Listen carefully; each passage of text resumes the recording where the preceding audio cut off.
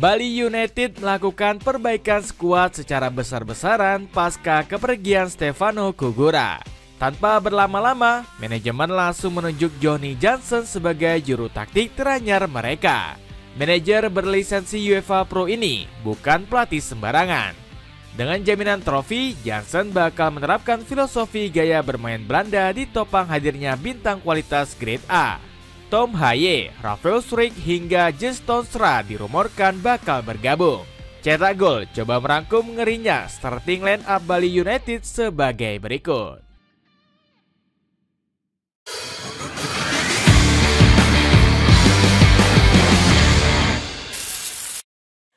Perbaikan skuad besar-besaran, filosofi pelatih Belanda. Bali United ditimpa kabar kurang mengenakan jelang penutupan musim 2024-2025. Tak ada angin, tak ada hujan, Stefano Cugura atau Teko tiba-tiba mundur dari kursi kepelatihan. Lengsernya sang juru taktik disebut-sebut karena tuntutan para fans. Mereka nggak puas dengan prestasi Teko yang membawa Bali United terpuruk hingga peringkat 8 klasemen. Parahnya, Marvin Plaje juga ikut mengompori sang pelatih untuk mundur. Dalam sebuah unggahan, ex-penggawa Bali United itu terciduk menginginkan pelatih baru yang lebih kompeten dari Teko. Tak butuh waktu lama, Serdadu Tridatu langsung menemukan pengganti yang tepat. Manajemen klub menunjuk arsitek asal Belanda, yakni Johnny Johnson. Rupanya, pria 50 tahun tersebut bukanlah sosok sembarangan karena sudah mengantongi lisensi UEFA Pro. Dirinya juga pernah menangani tim Eredivisie seperti Heerenveen dan PEC Zwolle. Bersama Johnson, Bali United diprediksi bakal memainkan filosofi khas Belanda. Pelatih berkepala botak ini gemar memakai formasi 4 back dengan tempo cepat ala total football. Langkah pertama yang perlu dilakukan Johnson adalah dengan membuang warisan Teko. Kabarnya 8 pemain bakal dilepas pada musim panas mendatang. Sebagai gantinya, Serdadu Tridatu bisa membidik pemain timnas Indonesia seperti Eliano Reinders. Pemain berdarah Maluku itu sudah 2 tahun dilatih Johnson di PEC Zwolle. Menariknya, pelatih 50 tahun tersebut mengaku nggak merasa tertekan meski dibebani ekspektasi tinggi. Ini adalah tantangan, saya ingin sukses dengan memainkan sepak bola yang bagus, ujar Johnson. Penjaga gawang. Rencana perbaikan skuad Johnny Johnson mendapat dukungan dari manajemen Bali United. Peter Tanuri selaku pemilik dikabarkan siap menyuntik dana meski Serdadu Tridatu menelan kerugian. Bali United diketahui merugi sebesar 28 miliar rupiah di awal 2025 karena kekurangan penonton di stadion. Kabarnya, manajemen bakal mencari sumber cuan lain untuk mendukung operasional klub. Alhasil, ex-pelatih PEC Zwolle ini nggak perlu khawatir jika memerlukan amunisi anyar. Salah satunya mencari kiper asing, pengganti Adilson Maringa yang bakal minggat dari Pulau Dewata. Usut punya usut, Adilson ogah memperpanjang masa baktinya di Stadion Iwayan Dipta. Adilson dirumorkan bakal tetap berkarir di tanah air karena sudah merasa betah menetap selama 4 tahun. Manajemen Bali United juga mengucapkan salam perpisahan kepada Komang Ariantara. Sebelumnya, Komang lebih sering tampil di kompetisi EPA dan gak pernah debut di tim inti Serdadu Tridatu. Minggatnya dua sosok tersebut menyisakan Fitrul Dwi Rustapa sebagai kiper utama. Fitrul diharapkan bisa unjuk gigi di Bali United karena cuma tampil 5 kali. Menariknya, kiper kelahiran Garut ini mampu mengemas 3 clean sheet.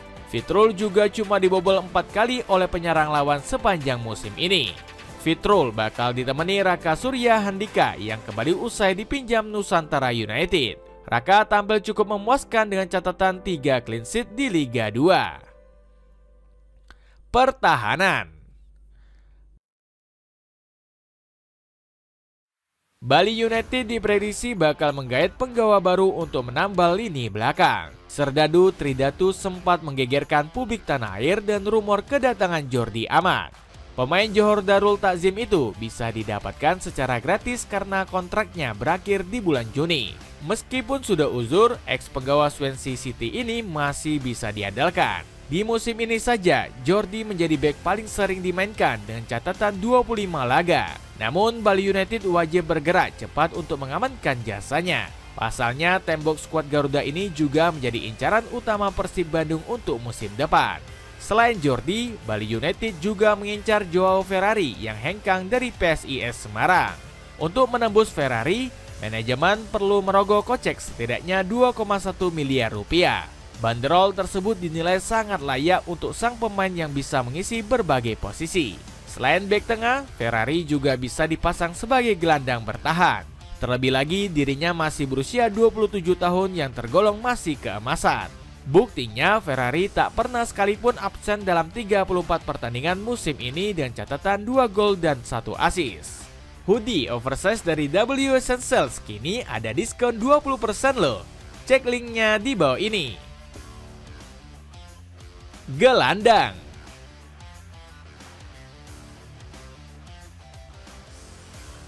Di sektor tengah, nama Tom Haye menjadi incaran utama Bali United. Alasannya karena sang profesor berstatus bebas transfer setelah masa baktinya berakhir di Almere City. Serdadu Tridatu diketahui sedang bersaing dengan Persija demi mendapatkan Haye. Meski begitu, Bali United diketahui lebih unggul karena bakal berkompetisi di level Asia. Ditambah lagi, Johnny Johnson bisa menjadi faktor penggugah kepindahan Haye. Namun, rumor hijrahnya sang profesor ditentang fans karena bakal menurunkan kualitas sang pemain. Di lain sisi, PSSI sudah mengizinkan pemain keturunan berkiprah di Liga 1. Erick Thohir menilai kedatangan penggawa diaspora bakal meningkatkan kualitas kompetisi. Saya terbuka dengan usulan pemain diaspora bermain di Liga 1. Memang liga kita sudah lebih baik, tetapi nantinya kami mendorong perbaikan yang lebih bagus, ujar pria 55 tahun tersebut. Haye nantinya bakal berduet dengan Jens Toornstra yang akan habis kontrak dengan FC Utrecht. Meski sudah berusia 36 tahun, Toornstra masih tampil gacor dan koleksi 1 gol dan 4 assist di musim ini. Toornstra juga kenyang pengalaman merumput di era divisi. Gelandang kelahiran Ter Aar ini sempat memperkuat Feyenoord hingga 2022 dan merasakan tangan dingin Arne Slot. Selain itu, mahar Toornstra dinilai masih mampu ditembus manajemen Serdadu Tridatu. Transfermarkt merilis bandrol pasar ex-gelandang EDO Den Haag ini berkisar di angka 6,8 miliar rupiah. Striker.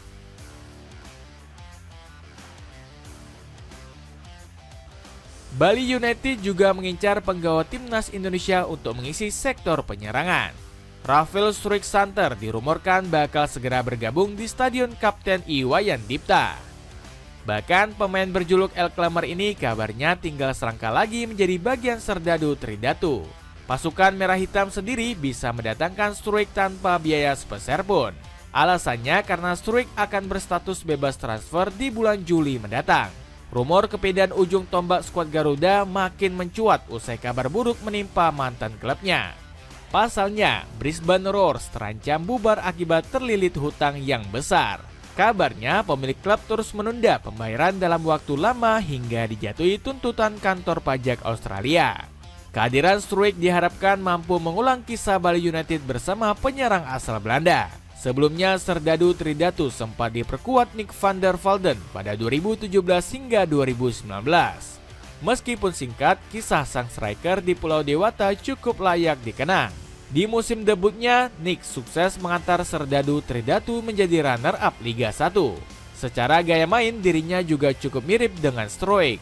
Keduanya nggak cuma buas mencetak gol, tapi juga bisa menjadi pemantul bola sekaligus pembuka ruang bagi rekan-rekannya. Tercatat, Nick mampu mencetak 7 gol dan 15 assist selama berkarir di Indonesia. Handphone wireless dan kualitas jempolan yang ramah di kantong. Cek linknya sebagai berikut. Itulah ulasan revolusi gila starting line up Bali United. Bagaimana pendapatmu? Akankah Serdadu Tridatu mampu bangkit di bawah kepemimpinan Johnny Johnson? Coba tulis pendapatmu di kolom komentar di bawah ini.